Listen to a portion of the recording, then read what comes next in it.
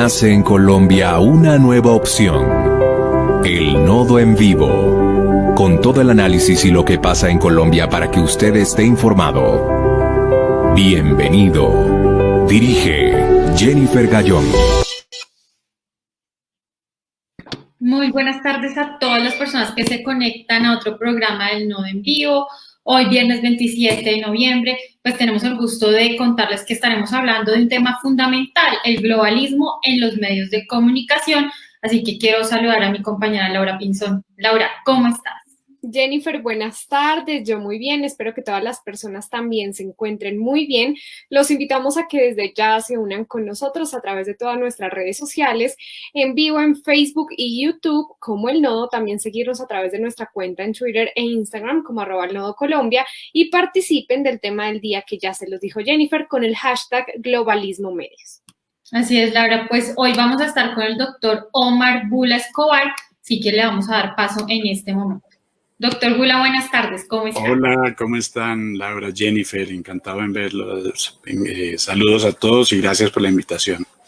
Gracias, doctor Omar. Para las personas que quieren conocer un poco más del doctor Omar, les contamos que él nació en Bogotá, es profesional en administración y experto en temas internacionales y de desarrollo sostenible, además es políglota, y el doctor Omar se graduó de administrador de empresas de la European University de la Universidad de Lovaina en La Nueva, en Bélgica. Además, cursó estudios de negociación estratégica y tiene una especialización en management corporativo de la ADN Harvard Business School y fue director y representante de la ONU en Senegal y trabajó con esta organización internacional durante más de 20 años en Europa, Oriente Medio, África y América Latina.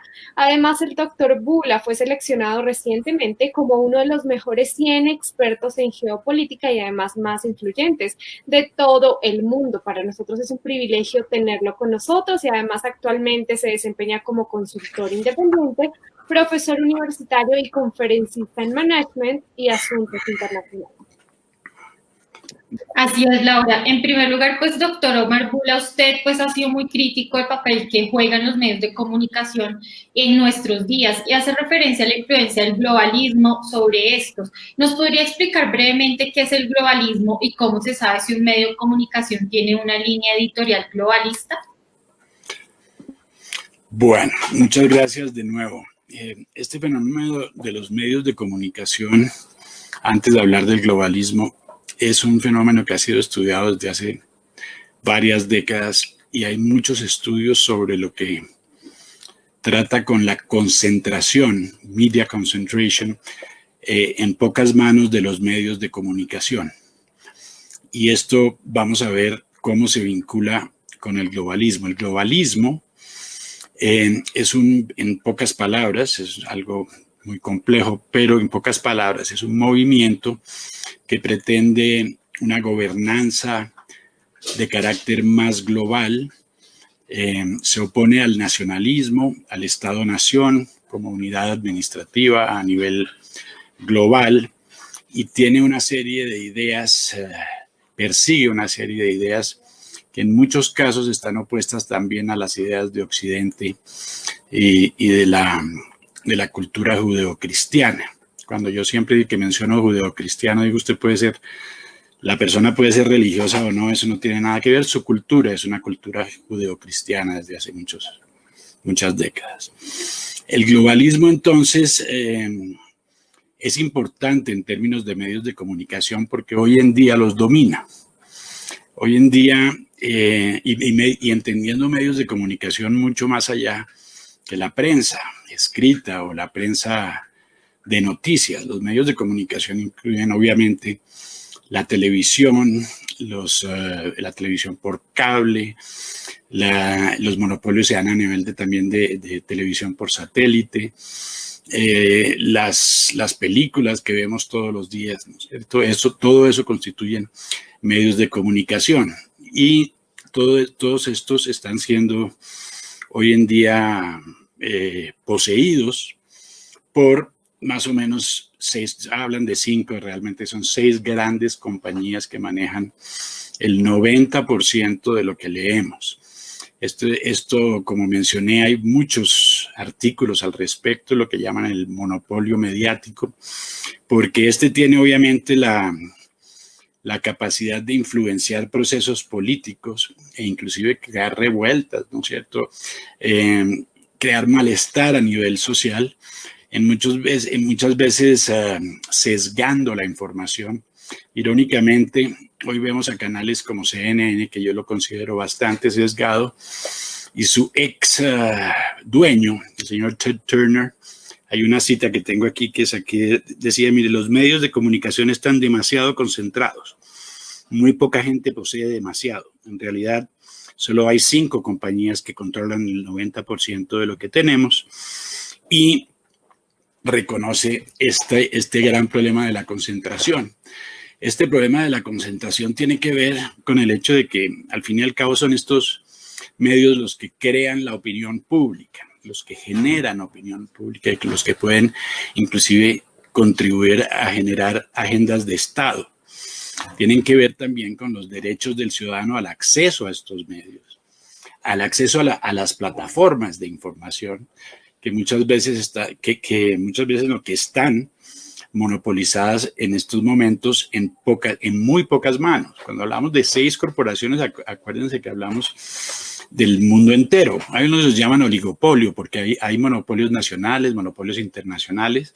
El de hoy es prácticamente global, sobre todo en Occidente, y como les mencioné, está en manos sobre todo de esta agenda globalista, que es una agenda que otros llaman progresista. Hay muchas etiquetas que le ponen a esto. En todo caso, es una agenda que se opone, hoy en día se ilustra muy bien, que se opone al Estado-Nación. Es la agenda que se opone también actualmente a varios presidentes, como el presidente Trump, el presidente Orbán, el presidente Bolsonaro, etcétera. Que uno les guste o no, no se trata aquí de juicios de valor, sino de mostrarles quién está de qué lado.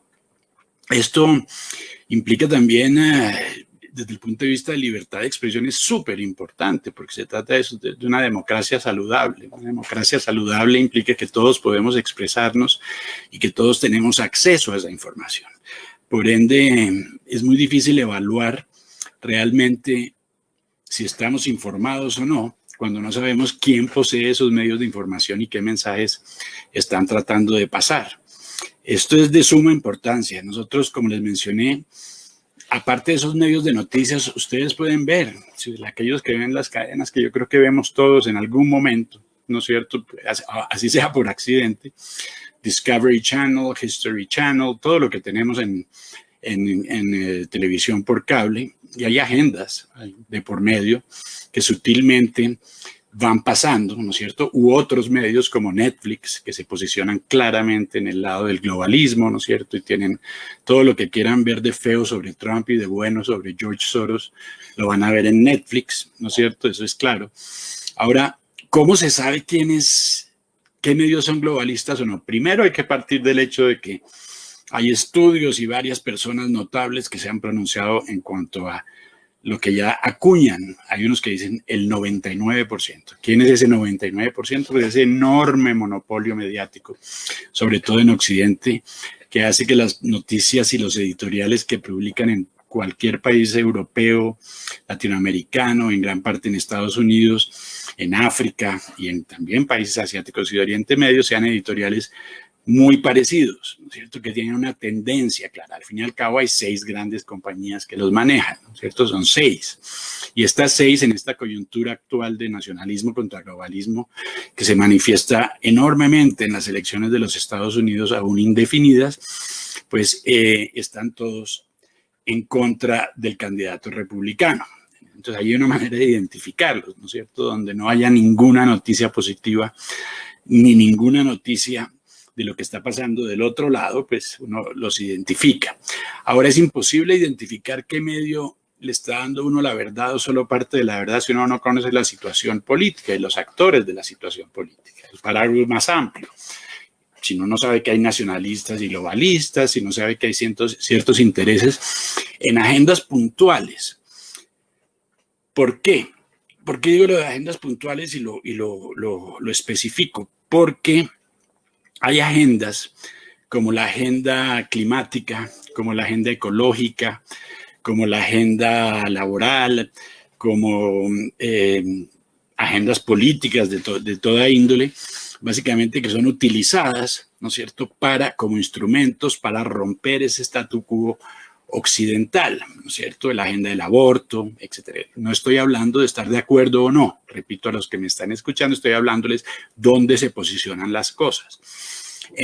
Si estas agendas las defiende la prensa X en un país, ¿no es cierto?, pues uno sabe más o menos de qué lado están, pero hay que conocer las agendas, ¿no es cierto? Y del lado del globalismo, pues tenemos la agenda migratoria, una defensa grandísima de la migración y de las fronteras abiertas, la agenda del aborto, en algunos casos la agenda de la legalización de la prostitución, la agenda de la legalización de la droga, la agenda de la legitimación de los actores de la droga. El globalismo, y los que me escuchan, habrá de izquierda y habrá de derecha si les gusta ponerse en ese espectro tan inadecuado hoy en día. Pero para ponernos y para ubicarnos mejor, el globalismo se posiciona más con la izquierda internacional. ¿Por qué? Porque es la izquierda internacional que se opone más al occidente que representa Estados Unidos. Así se colocan, básicamente. Entonces, se trata de saber primero cuál es el juego y después ver que hay una serie de agendas y también a nivel nacional. En Colombia es muy claro que la agenda, por ejemplo, del proceso de paz ha sido dominada enormemente por los medios de comunicación, ¿cierto? Se ha politizado, como mencioné en otro programa, la paz, a tal punto de que el ciudadano desafortunadamente está siendo guiado por esta tecnología de la información y por estos monopolios de información, y por ende su opinión se crea de esa manera. El odio en Estados Unidos que se ha creado contra Donald Trump, que hoy pensaba que es una manera de desfigurar a ese personaje extremadamente odiosa, pues, y que genera odio. Donald Trump, les guste o no les guste, ese es mi punto de vista, es una persona de familia, es una persona que ha defendido el cristianismo en Estados Unidos, los valores judeocristianos, es una persona que ha defendido las instituciones republicanas y es una persona que está contra el aborto. Hay unos que dirán ustedes, no estoy de acuerdo, sí estoy de acuerdo, pero básicamente añado otro elemento que lo identifica. Es una persona que no ha hecho ninguna guerra por fuera del país, ¿no es cierto? Es una persona que está firmando acuerdos de paz, no, pero si la prensa no se los dice, es imposible. Entonces, yo no, más que una defensa de Trump aquí, es que yo quiero mostrarles cuánto pueden desfigurar a una persona y de manera tan odiosa. La gran sorpresa y muy positiva es que por lo menos 73 millones de habitantes que votaron por Donald Trump no creyeron en ese perfil desfigurado de Donald Trump. ¿Por qué? Porque entienden, y ya muchos en Estados Unidos y ojalá en nuestros países nos diéramos cuenta, que los medios de información son un nuevo poder, un nuevo gran poder que se aprovecha de la tecnología de la información y que hoy en día son un actor político definitivo. Y repito y subrayo la palabra definitivo. Definen o dejan de definir agendas políticas de todo tipo. Los servicios de cable, por ejemplo, ustedes ven, yo me pregunto a veces los periodistas, conozco a varios periodistas en Colombia y en otros países, y no me extraña que haya unas posiciones tan radicales contra ciertas agendas, porque es que los feeds, es decir, las compañías clásicas como UPI, Agence France-Presse, Associated Press, Reuters, son los que mandan las noticias ya elaboradas y estos feeds también pertenecen a estas grandes corporaciones. Por eso hay muchas críticas contra Reuters hoy en día, que era la que cuando uno veía Reuters en el pasado decía, esto es. Agence France-Presse, AFP, Associated Press, esto es, ¿no es cierto? Hoy en día no es esto es, y aquí quiero subrayar el hecho de que los medios de comunicación han cambiado, porque el mundo ha cambiado, los países han cambiado, las relaciones de poder han cambiado. Hoy la China es lo que no era hace 20 años. Hoy el socialismo del siglo XXI está muy presente en América Latina. Hoy la China está en el África. El mundo ha cambiado durante los últimos 20 años y también ha cambiado la propiedad de los medios y la dinámica comercial de los medios. y las aglomeraciones, la concentración de medios de comunicación. Eso es un fenómeno que se ha acentuado durante las últimas 2 décadas y por lo cual ya mencioné, hay muchos textos al respecto en cuanto a los grandes problemas de tipo ético. Y volviendo a lo de los periodistas de acá, pues entonces digo yo, pues, obviamente, ¿qué otra imagen pueden tener? Si la única imagen que les llega del exterior es una imagen, es una agenda, es un editorial ya cocinado, y eso lo vuelven a repetir aquí localmente, pero tampoco tienen acceso a otra información. Entonces uno no puede culpar a la gente que no tiene acceso a toda la información, simplemente es lo que tiene y ahí sí así opinan. Sí, perdón. Doctor Gula, en este momento hay muchas personas opinando sobre el tema, así que Laura, cuéntanos qué comentarios tenemos en YouTube y en Facebook. Así es, Jennifer. Tenemos a Lionel Valencia y nos dice: un conocedor de las amenazas que se tienen y las que se vienen por cuenta del globalismo. El Tiempo, El Espectador, Caracol y otros más siguen las líneas del globalismo. También nos dice Rafael Augusto Albarracín Baños, la norma del hashtag globalismo medios es la clara tolerancia a la violación de derechos fundamentales de la población por modas o preferencias socioeconómicas y culturales impuestas por minorías dominantes. A propósito, doctor Omar, usted mencionaba que evidentemente esta agenda globalista promueve el detrimento de valores de Occidente y la destrucción de la ética judeocristiana en los principales medios. ¿Cómo es esta esto es claro, y repito, siempre hay que poner una especie de caveat, como se dice en inglés, un comentario inicial. No estoy defendiendo, aunque gusto de la cultura judeocristiana,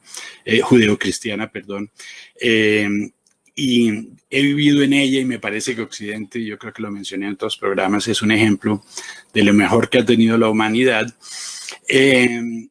No se trata aquí de una defensa religiosa de nuestra cultura, simplemente, de todos sus aspectos, en el sentido más amplio. Es claro que la gente tiene que ver, es que es gradual, es la gradualidad de la cual se aprovechan, pero es claro que hace 20 años no veíamos vírgenes degolladas en Canadá, ni iglesias quemadas enfrente de la Casa Blanca, ni Biblias quemadas, ¿no es cierto? Antes quemaban Biblias por allá en Oriente Medio y aquí nos escandalizábamos, ahora se están quemando en Estados Unidos, ¿no es cierto? Ni banderas quemadas, sí, las banderas en que antes quemaban la bandera de Estados Unidos en Palestina, jamás, ¿no es cierto? Hoy la queman los propios estadounidenses. Que sea bueno o no, cada quien juzgue, pero el hecho es que las cosas han cambiado y los medios de comunicación han cambiado enormemente. Pues proyectando esa imagen, vemos una serie de valores, ¿no es cierto? Y los valores occidentales en toda su expresión. Por ejemplo, el Estado-Nación, primero que todo, que es una de las instituciones de Occidente, que creó Occidente de alguna manera. Al fin y al cabo, el Estado-Nación nació en Europa. Nos hemos organizado de esa manera y la historia ha hecho que el que prime en términos culturales en los últimos 200 años sea Occidente y los Estados Unidos. Antes fueron otros, ¿no es cierto? Antes de los Estados Unidos era Gran Bretaña, antes de Gran Bretaña fue Alemania, ahí vamos, y los tiempos van cambiando. Hay gente que le incomoda muchísimo Occidente, muchísimo el éxito de los Estados Unidos. Estados Unidos ha deteriorado muchísimo en los últimos meses y entonces vemos manifestaciones de que tumban las estatuas, ¿no? Quieren borrar la historia, quieren redefinir la historia, y eso no pasa solo en Estados Unidos. Esto es una táctica antigua, ¿no es cierto? Y sobre todo del comunismo del siglo XX y el comunismo actual, de reescribir la historia para que las próximas generaciones vean las cosas de manera diferente, atacando de manera muy, muy aguda la religión, los valores familiares. La familia está en medio de esto, ¿no es cierto? Atacar a Occidente, y es que cuando uno ataca a la familia no ataca solo a Occidente, cuando uno ataca a la familia ataca a casi todas las culturas, por favor. La familia es central en África, en Oriente Medio, en Asia. ¿Dónde no es central la familia? Entonces quieren con nosotros los occidentales, y eso lo ven ustedes, por ejemplo, en Black Lives Matter. Black Lives Matter ataca a la familia nuclear, dice que debe ser una familia extendida, que todos somos hermanos, con una cantidad de de propuestas muy románticas, pero que destruyen nada más y nada menos la piedra angular de muchas civilizaciones y sobre todo de la civilización occidental y la civilización judeocristiana. Doctor Omar, más comentarios. Jennifer le mencionó 2 comentarios que tenemos en redes para que continúe con la pregunta.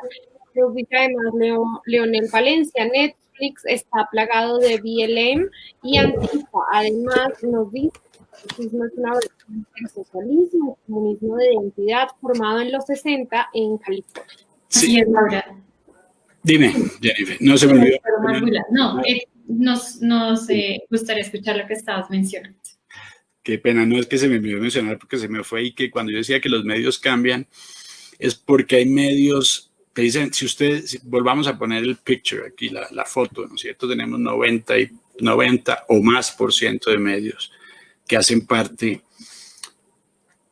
de los medios globalistas. Pues obviamente esos 90% caben muchos y caben los más clásicos. Entonces vemos medios en los cuales uno confiaba mucho. Yo me acuerdo mucho en mi juventud, cuando estaba en Bélgica, que salía a comprar todos los meses. Hoy estaba revisando colecciones de revistas hasta del 88, por allá de hace siglos. Newsweek, Times, The Economist, the BBC, ¿no es cierto? Todo. Y lo dijo Newsweek, lo dijo The Economist, Dios mío, una de las revistas. Pues estos medios también han tomado partido. Y eso pasa a nivel nacional también. Pero han tomado partido, ¿por qué? Porque es que tienen nuevos dueños. Y muchas veces el periodismo nacional y el periodismo local ignora este fenómeno de poder mediático y de consolidación de medios y por ende pues no tiene ningún punto de vista realmente crítico. Además que estos grandes feeds, como digo yo, como Reuters, AFP, etcétera, tampoco saben mucho de nuestra situación nacional, la tocan de manera muy superficial. Y por ende las realidades no pasan. Hoy en día en Europa todavía piensan que estamos en la época del Che Guevara, ¿no es cierto? Que las élites y el pueblo, efectivamente, es el continente con más desigualdad, la pobreza es inaceptable y hay que hacer algo, pero significativo, ¿no es cierto? Pero no saben quiénes están detrás de los movimientos políticos con la droga, ¿no es cierto? Con el narcotráfico, ¿no es cierto? Con las mafias, con el crimen transnacional organizado y su penetración en las instituciones, no. Cuando ven, por ejemplo, la paz de Colombia, creen que es que hay una reivindicación, así lo ven de superficial, una reivindicación del pueblo, ¿no es cierto? De los revolucionarios del siglo XX para poner las cosas de nuevo en orden. Lo que están haciendo es una búsqueda de poder, esa búsqueda de poder está siendo financiada por la droga, eso no lo dicen los medios europeos, allá todo es paz y palomitas blancas aquí en Colombia. Esto es un problema muy grave. Esto es un problema muy grave porque, repito, tiene que ver con la libertad de expresión. Y hoy por hoy, puede que estemos de un lado, podemos estar de un lado, en el futuro podemos estar del otro, podemos ser las víctimas. Es una manera muy cortoplacista y muy mezquina de ver las cosas, ¿no es cierto? Y no pensar que a mí me quedan que yo no sé cuántos años me quedarán de vida, pero dentro de muy poco serán mis hijos los que están de un lado del otro y tendrán sus opiniones. Sea cual sea su opinión, yo creo que se la respeten y que tengan acceso a la información. De eso se trata, ¿no es cierto? No se trata tanto de tomar lados, pero de reconocerlo. Ahora hay situaciones de facto que hay que reconocer y es que en este momento este monopolio de medios hace parte del globalismo. Por ende, esa es la parte de la verdad que estamos recibiendo y se ve en Estados Unidos de manera súper clara, súper clara. Aquellos que quieran medios alternativos en Estados Unidos, les recomiendo The Epoch Times, les recomiendo el Daily Caller, les recomiendo el Daily Wire, les recomiendo el Washington Times, les recomiendo OAWN, les recomiendo The Federalist, ahí tienen otros. Ya van a ver el otro lado, ¿no es cierto? Puede que no estén de acuerdo, pero vean los dos lados, sobre todo para que se den cuenta de que existe un monopolio y cuánto les están escondiendo de lo que pasa del otro lado. Eso no es justo ni desde el punto de vista de derechos humanos, ni desde el punto de vista de libertad de expresión, ni desde el punto de vista de honestidad básica, así de sencillo. Muy importante lo que menciona el doctor Omar Bula de contrastar esas fuentes de información para que puedan conocer otros puntos de vista y pues en esa medida quiero preguntarle qué otro papel juegan en el contexto de las compañías, por ejemplo, en los medios de comunicación Big Tech como Twitter, Facebook. ¿Qué nos puede decir sobre la influencia de estas compañías? Pues este es enorme. Enorme, porque en principio no se consideran medios de comunicación y ahora comento un poco sobre eso, pero la influencia que tienen es tan grande que fueron citados al Congreso de los Estados Unidos y el senador Ted Cruz le hizo una serie de preguntas muy agudas a Jack Dorsey, a Zuckerberg de Facebook, y en otra citación que les hicieron estaba también el director de Google, cuyo nombre no recuerdo, que además tiene la dirección de YouTube, no sé, y se ha visto una censura impresionante, que es la gran ironía, y volvemos a la libertad de expresión y a los derechos ciudadanos. Una censura descarada, además, ni siquiera sutil, una censura descarada, cerrando cuentas, bloqueando gente, eso ya de por sí, ¿no es cierto? El hecho de que los jueces de la opinión sean compañías privadas es muy grave para cualquiera, y del lado de cualquier lado de cual esté. El Big Tech, le llaman a estas compañías, Facebook, Google, Twitter, sobre todo estas. Y este Big Tech tiene una especie de inmunidad, porque hay una ley que se llama la Ley de la Decencia en la Comunicación en Estados Unidos, que tiene un artículo, el artículo 230, y este artículo está en discusión, porque hoy por hoy los Big Tech, estas redes sociales, no son responsables, no son accountable, ¿no es cierto? No tienen que rendir cuentas como tienen que hacerlo los medios de comunicación que todos conocemos, ¿no es cierto? Los medios más grandes de comunicación, el New York Times, el Washington Post, el New York Post, todos los que mencioné, etcétera, etcétera, cualquier medio. Este artículo 230 pues está siendo analizado en profundidad, dado el hecho que se han llegado inclusive a censurar un mensaje del presidente de los Estados Unidos. Si un medio de comunicación censura un mensaje del presidente de los Estados Unidos, tiene que ser un ente muy poderoso. No creo que haya que estudiar ciencia nuclear para entender eso. Ese es el poder que ellos tienen.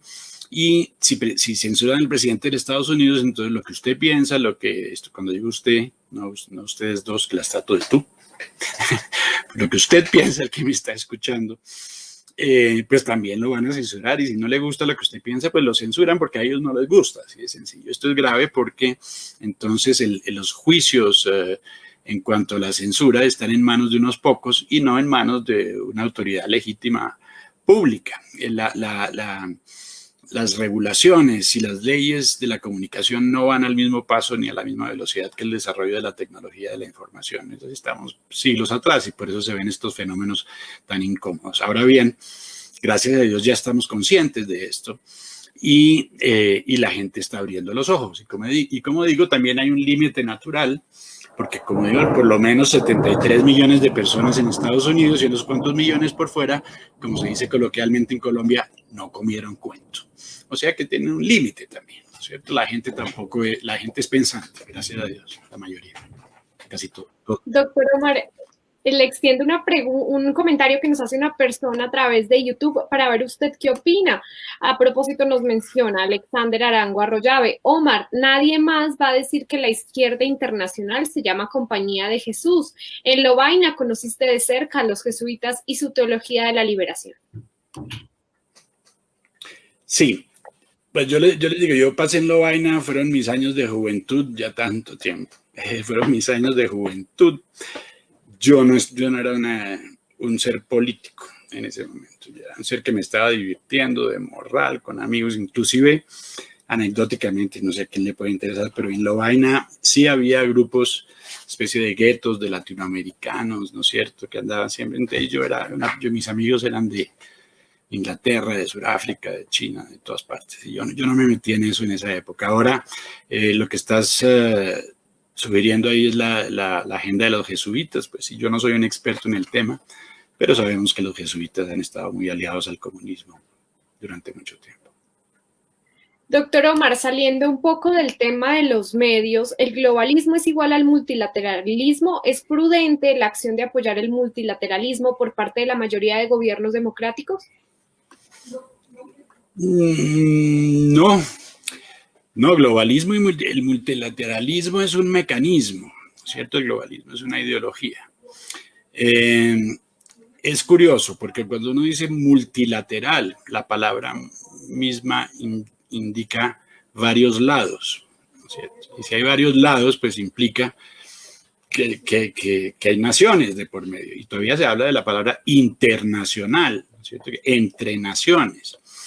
Entonces, ahora el multilateralismo, a mi modo de ver, al contrario, es el que ha sido el problema que nos ha llevado a esta dicotomía totalmente absurda entre globalismo y nacionalismo, porque un buen multilateralismo como mecanismo de concertación, de coordinación entre las naciones, un buen, y subrayo buen, no debería suscitar esta serie de problemas. Un buen multilateralismo legítimo, que funcione neutralmente, no debería suscitar estos problemas entre los que defienden el Estado-Nación y los que quieren un gobierno global. Es la incapacidad del multilateralismo la que ha creado esta situación. Las organizaciones internacionales multilaterales nacieron sobre el siglo pasado. Primero la Sociedad de Naciones entre la Primera y la Segunda Guerra Mundial y después las Naciones Unidas. La Sociedad de Naciones fracasó. Pues obvio, porque su objetivo era evitar la guerra y se vino la Segunda Guerra Mundial. Las Naciones Unidas funcionaron bien durante algún tiempo, sin embargo, fueron una creación de Occidente. Y yo que mencionaba en muchos otros programas el hecho de que, y no soy el único, hay muchísima gente que lo ha mencionado desde hace décadas, que la estructura es obsoleta, que los que conforman el Consejo de Seguridad ya no son representativos, y más adelante, en la década pasada, que han sido invadidos por capitales de ONGs y organismos privados. ¿Ustedes cómo creen que la OMS, con 15% de la Bill and Melinda Gates Foundation y otro más del Gavi Alliance, pues son capitales privados? La OMS no puede decidir de manera soberana o autónoma, porque tiene sus donantes, y sin esos donantes, y ahora que se salió de Estados Unidos, pues más dependencia hay. Entonces el multilateralismo que lo empujan, y ahí está muy buena la pregunta, porque dicen más multilateralismo, pero no se trata no de mejor multilateralismo, se dice más multilateralismo. Eso es una gran diferencia, una pequeña palabra que hace la gran diferencia. Más multilateralismo implica ceder más soberanía nacional a estos órganos globales. Mejor multilateralismo es coordinar mejor entre las naciones. Doctor Marbula, usted está mencionando un concepto que viene muy de la mano con lo que quiero mencionar. ¿Cuál es la importancia de defender la soberanía territorial de los países y defender los gobiernos que ponen distancia al globalismo? ¿Qué deben hacer los ciudadanos? Pues bien, yo creo que hay muchas cosas positivas sobre el Estado-Nación. La gente le gusta, tiene una tendencia a destruir inclusive lo que funciona. El Estado-Nación, hay que revisar las organizaciones multilaterales, comenzando por eso, ¿no es cierto? Y estas fueron creadas de manera muy clara en la Carta de las Naciones Unidas. Se dice que deben respetar la soberanía de los Estados miembros. Eso está más que claro. Este no es el caso.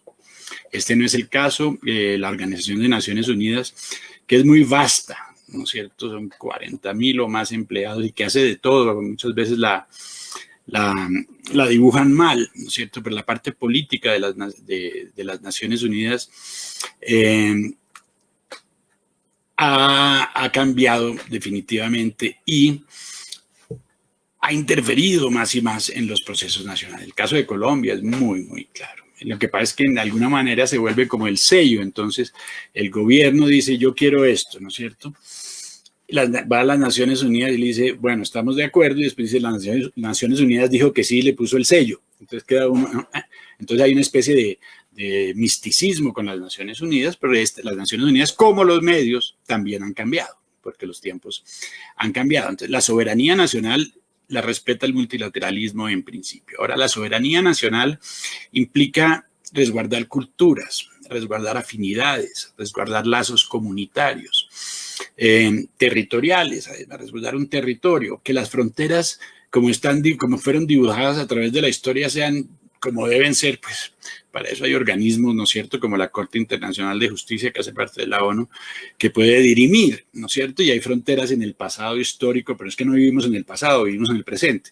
Fronteras en Oriente Medio y en África que son rectas, ¿no es cierto?, que cortaron tribus en dos, que hoy en día son la causa de los conflictos tribales, etcétera. Esa es la historia, ¿no es cierto? Esas cosas son las que hay que address, como se dice. Esas cosas son las que hay que tratar de mejorar, ¿no es cierto? Y con eso se hace con instituciones multilaterales eficientes, actualizadas y legítimas, sobre todo legítimas.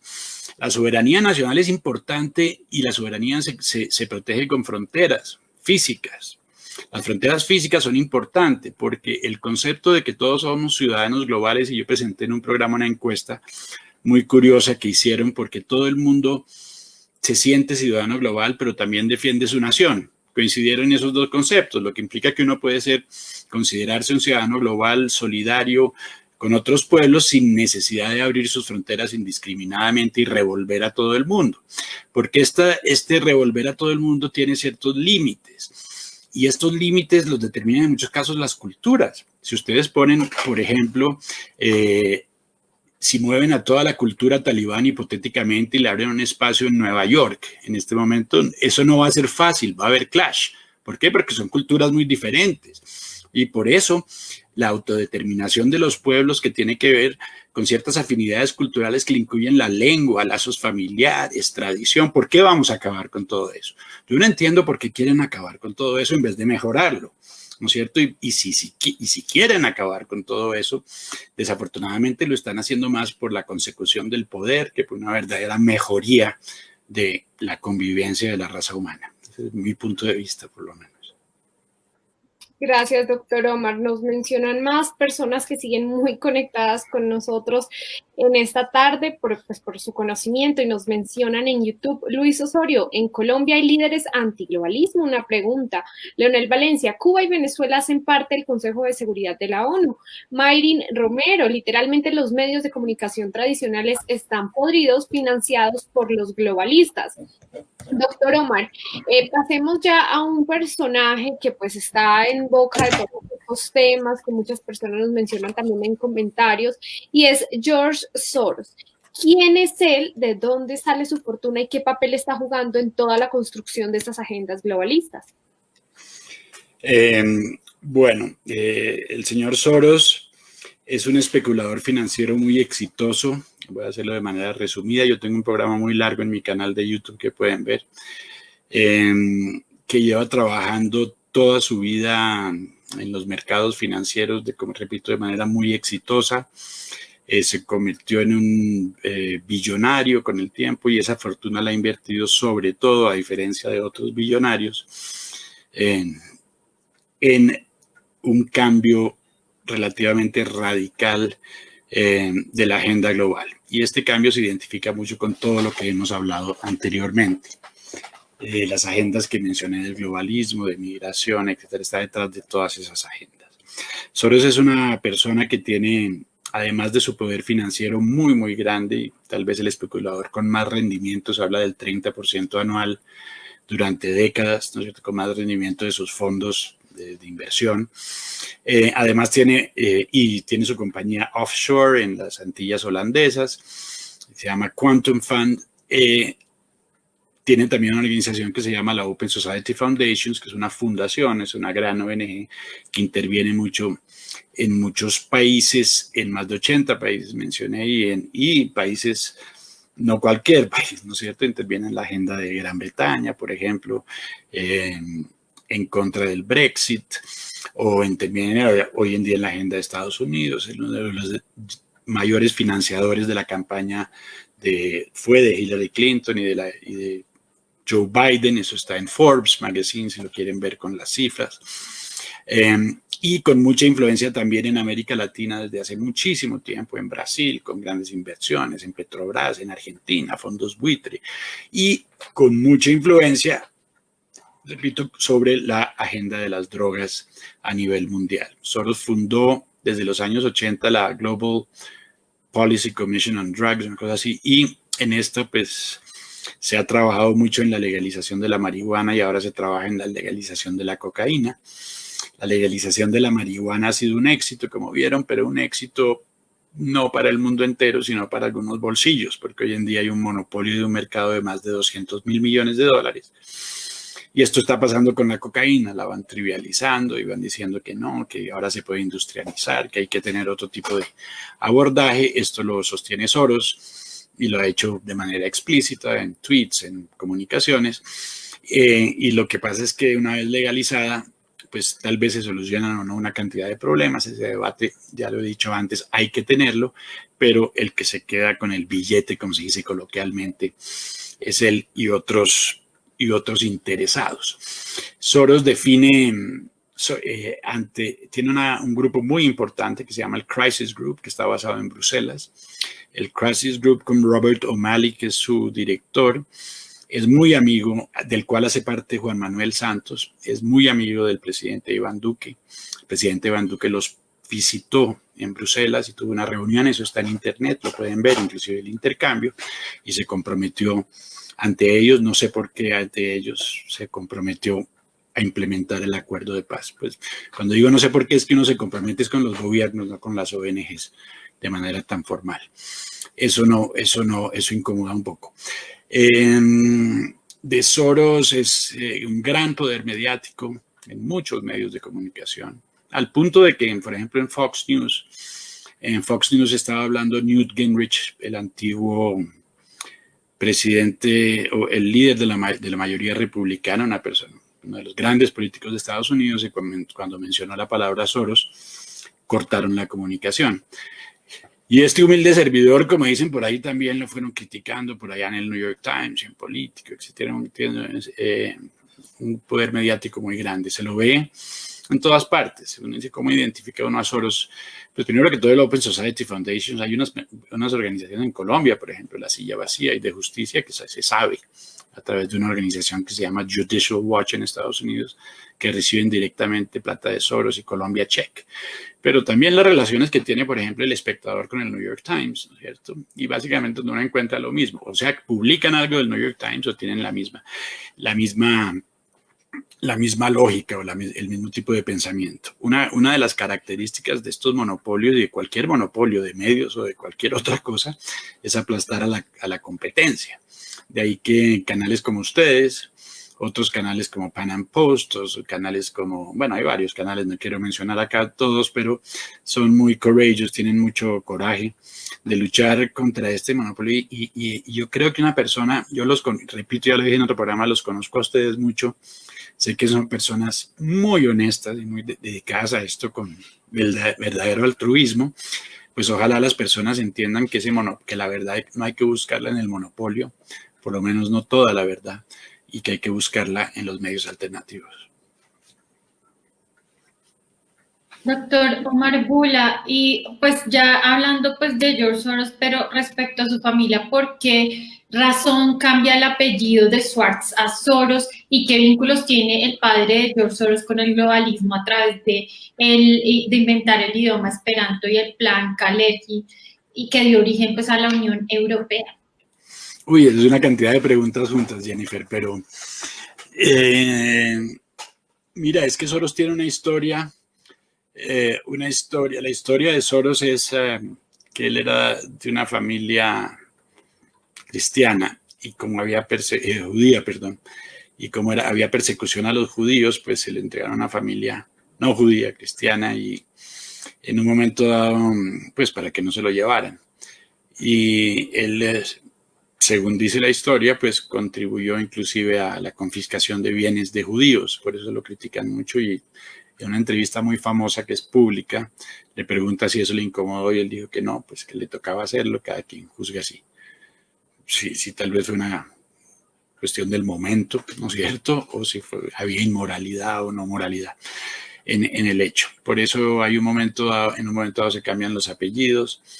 Y desde un principio, sí, ya se veía con el plan Kalergi que mencionas, ya se veía esta especie de embrión de lo que vemos hoy como globalismo, ¿no es cierto? El esperanto siendo una supralengua, ¿cierto? Que no pegó algún tiempo, pero no pegó. Al fin y al cabo el inglés fue el que se volvió el idioma universal, ¿no es cierto? Y hoy en día no hay esperanto que le gane al inglés. O sea que es interesante la pregunta porque estuvo desde un principio. Él nació como primero en en medio de una guerra espantosa, ¿no es cierto?, que seguramente lo definió como persona. Él se basa mucho en un filósofo que se llama Karl Popper, lo desfigura un poco porque Popper se quejaba mucho del comunismo y solo se ha adherido mucho a las causas comunistas de una manera u otra o cuando le conviene. Pero sí, como que la génesis de su vida ya determinaba su agenda política durante muchas décadas y hoy estamos viendo. Es una persona de 90 años, creo, y tiene 2 hijos, Alexander y Jonathan Soros, que son muy activos. Inclusive los podemos ver en fotos a menudo con Juan Manuel Santos, con otros, sobre todo cuando se discuten las cosas de la droga.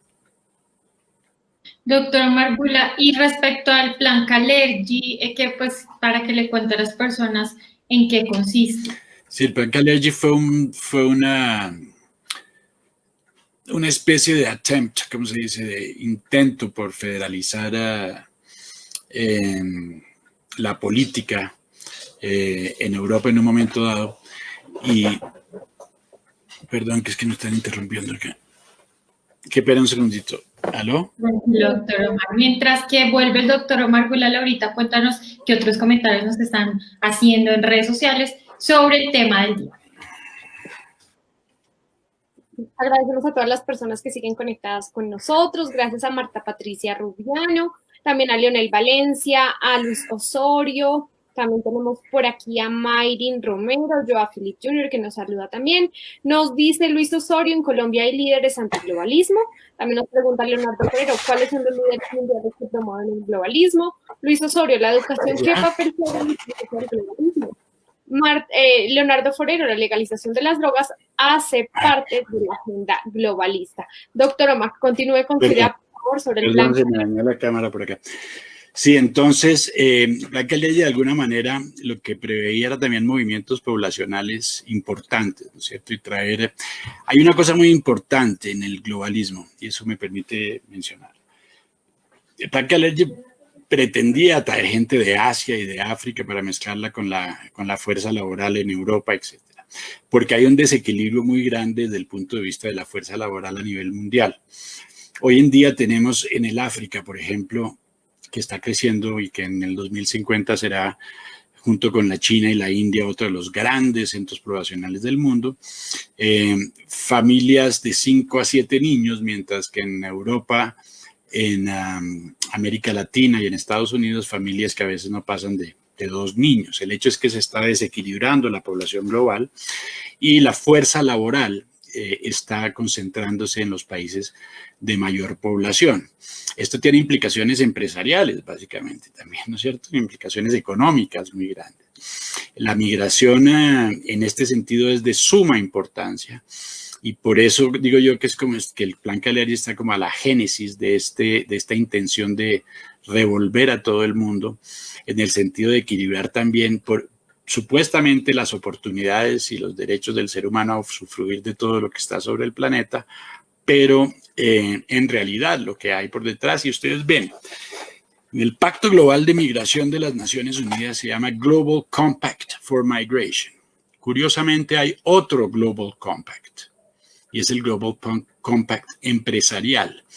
A este Global Compact empresarial ya han firmado todas las empresas que ustedes se puedan imaginar, hasta los servicios públicos de Colombia, de Bogotá y seguramente de sus ciudades, quien esté oyendo por ahí. Empresas privadas, empresas públicas, porque esto lo llevan haciendo desde hace mucho tiempo. Curiosamente, también le dice las Naciones Unidas al Pacto de Migración Global Compact. Y lo que se ve ahí es que la apertura de fronteras, más que buscar una respuesta a esa potestad que tiene el ser humano de usufruir de todos los recursos, sea donde esté, y pasar por las fronteras libremente, y los de una cantidad de discursos románticos que menciona, lo que sí provee es la capacidad de mover fuerza laboral de un continente a otro en el momento en que haya falta de esta fuerza laboral. Y esto implica corrientes migratorias muy, muy importantes. Gaddafi en Libia, cuando todavía existía, tenía una garantía para que lo apoyaran los europeos y se llamaba la garantía de la llave, ¿no es cierto? Si Gaddafi abría la llave, como él mismo dijo, y dejaba que toda África pasara por Libia y cruzara el Mediterráneo hacia Europa, esto se convertiría en Europa negra, decía él. Sí, porque hay muchas necesidades en África y mucha gente quiere migrar. O sea que la migración es muy, muy importante, y la migración muy importante sobre todo desde el punto de vista laboral, de mano de obra, para las empresas, de regímenes pensionales, porque la población de más edad envejece, ¿no es cierto? Envejece más y vive más, ¿no es cierto? Gracias a la medicina y a otras cosas. Esto es un tema muy, muy complejo y, repito, me desvío un poco de Plan Kalergi, pero este era básicamente uno de los propósitos, era un propósito preglobalista, diría yo, sí, que hoy en día se manifiesta de muchas otras maneras, pero la filosofía estaba ahí. Gracias. Gracias, doctor Omar.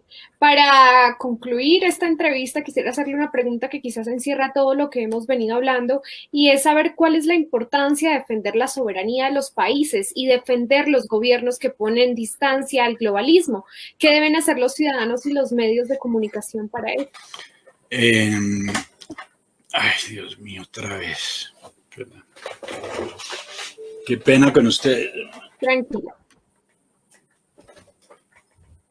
Laura, muchas gracias a todas las personas que están conectadas en este momento, recordándoles que si les gustan nuestros contenidos, denle like y compartir. Y ya en contados minutos terminamos la entrevista con el doctor Omar Bula. Sin embargo, les pedimos que opinen en redes sociales usando el hashtag globalismomedios, en donde podrán pues opinar sobre el tema. ¿Ustedes creen que hay medios de comunicación que tienen líneas editoriales globalistas? Cuéntenos desde qué ciudad se encuentran. Así es, Jennifer, gracias a todas las Hola. personas. No me sale la cámara, me va a tocar despedirme así sin cámara. Tranquilo, Lo escuchamos bien. Entonces le preguntaba cuál es la importancia de defender esta soberanía de los países y defender los gobiernos que ponen distancia al globalismo, qué deben hacer los ciudadanos, cómo deben manejar las redes sociales y qué deben hacer los medios de comunicación en sus agendas. Pues yo creo que lo más importante es partir del principio de lo que estamos hablando, la información. Uno solo puede defender causas entendiéndolas, primero que todo, informándose bien, estando consciente de esta fragmentación, si se puede llamar fragmentación, un gran fragmento de 90% y un fragmentico del otro lado. Aquí, mientras que hago esto, estoy tratando de arreglar mi cámara, con permiso de ustedes. Yo no sé qué soy. Bueno, qué pena. Entonces, es que ni siquiera salgo yo ahora, mejor dicho, sale una cosa rarísima y me disculpo con todos. Informarse muy bien, eso es muy importante, ver fuentes alternativas. Y sí, defender nuestra soberanía. El nacionalismo no es encerrarse en un país y no dejar que los demás entren. No, el nacionalismo puede tener una inmigración controlada muy bien, saber que por las fronteras puede pasar gente muy honesta, con necesidades, pero también saber que por estas fronteras puede pasar gente muy mala, ¿no es cierto? Y que puede inclusive minar el orden de la nación receptora, etcétera, etcétera. O sea que hay que estar consciente de este fenómeno informativo. El nacionalismo es además alegría de cuando Colombia mete un gol, o tristeza cuando no lo mete, porque es como más la situación ahora. El nacionalismo es un sentido de comunidad que no creo que hay que perder, hay que construir sobre el nacionalismo y hacer que las naciones coordinen mejor entre ellas a través de mecanismos idóneos. Y me disculpo 1000 veces, pero esto aquí se me da. Muchas gracias, doctor Omar Bula. Son cosas que suceden en estos envíos, así que no se preocupe, estamos muy atentos. Sin embargo, le agradecemos enormemente por habernos acompañado el día de hoy, por estar siempre comprometido, pues exponiendo sus ideas y dándonos a conocer lo que realmente pasa en el mundo. Así que muchísimas gracias, doctor Omar Bula, y pues le deseamos que tenga un excelente día. Jennifer y doctor Omar, antes de que se vaya, por favor, recuérdenos cómo son sus redes sociales, donde pueden ver estas series que usted ha sacado a través de sus plataformas digitales para que las personas se conecten con usted. Gracias. Omar Bula en Twitter y mi canal en YouTube, GPQ. Pues ponen Omar Bula YouTube y ahí encuentran seguramente. Y les agradezco muchísimo a todos. Qué pena despedirme sin cara. Jennifer, muchas gracias. Laura, muchísimas gracias. y llamaré a mi hijo para que me ayude a arreglar esta cuestión. Un abrazo muy grande y que Dios las bendiga. Muchas gracias. Un fuerte abrazo, doctor Omar Bula, y pues acá les contamos que estaremos en las otras semanas también hablando con el doctor Omar Bula en las próximas semanas de los temas que están pasando en el mundo, y de igual forma, pues si finalmente pues el tema de la Casa Blanca, si seguirá Donald Trump o si pues llegará Joe Biden, como se ha mencionado por muchos medios de comunicación. Así que Laura, muy contenta de que estén personas conectadas, opinando en YouTube, en Twitter, en Facebook, recordándoles que nos pueden ver todos los días de lunes a viernes, de 12 del día hasta las 2 de la tarde.